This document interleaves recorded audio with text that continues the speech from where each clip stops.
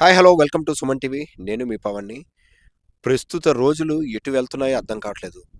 తల్లి తిట్టిందని, టీచర్ కొట్టారని ఆత్మహత్యలు చేసుకున్నటువంటి ఉదంతాలైతే ఎన్నో చూసాం. అయితే ప్రియురాలు అలిగిందని కూడా ఆత్మహత్య ప్రయత్నం చేసుకున్నటువంటి ఒక వింత ఘటనైతే ఈరోజు శ్రీకాకుళం జిల్లా టెక్కలి మెలియాపుట్టి గ్రామంలో అయితే చోటు చేసుకుంది. తన ప్రియురాలు అలిగిందంటూ తను ఆత్మహత్య ప్రయత్నం అయితే చేసుకోబోయాడు. అయితే అటువంటి వింత ఘటనలు చూసి అసలు సమాజం ఎటు వెళ్తుంది? సోషల్ మీడియా పెరిగిన తర్వాత అసలు ఏమవుతుందో కూడా అర్థం కాని పరిస్థితి అయితే ఈరోజు ఉంది. అయితే విద్యార్థులు వాళ్ళ తాలూకా మైండ్ సెట్ మార్చుకోవాల్సిన పరిస్థితి అయితే వచ్చింది.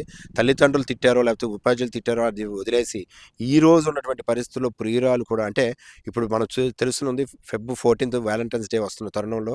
సో ఇలాంటి సమయంలో కూడా విద్యార్థులు ఇలాంటి వికిల చేష్టలు చేసుకుంటే తల్లిదండ్రులు భవిష్యత్తు ఏమవుతుంది, తల్లిదండ్రుల పరిస్థితి ఏంటి కూడా ఆలోచించలేనటువంటి పరిస్థితి అయితే ఈరోజు నెలకొంది. అయితే ఒక్కసారి మనం ఆత్మహత్య ప్రయత్నం చేసుకుందాము అనే ఆలోచన ముందు మనల్ని ఇప్పటివరకు పెంచిన తల్లిదండ్రుల కోసం ఆలోచించే పరిస్థితులు లేదు.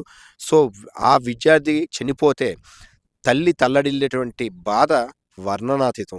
ఇవి చాలా కుటుంబాల్లో అవి జరిగిన తర్వాత కూడా ఇప్పటికీ కళ్ళు తెరవకపోతే, యువత మేల్కోపోతే సో రేపు భవిష్యత్తు అంధకారంలోకెళ్ళే పరిస్థితి ఉంది. అయితే ఈ ఘటన బాధతో పాటు అందరిని కూడా ఆశ్చర్యపరిచింది. సో ప్రియురాలు అలిగితే ఆత్మహత్య చేసుకోవాలంటూ కూడాను చాలామంది విమర్శిస్తున్నారు. చాలామంది తిడుతున్నారు. కొంతమంది హాస్యంగా కూడాను నవ్వుకుంటున్నారు. అయితే ఏది ఏమైనప్పటికీ ఇటువంటి వింత ఘటన ఈరోజు శ్రీకాకుళంలో చోటు చేసుకోవడం అందరికి కూడాను ఒక్కసారి అయితే ఆశ్చర్యపరిచింది.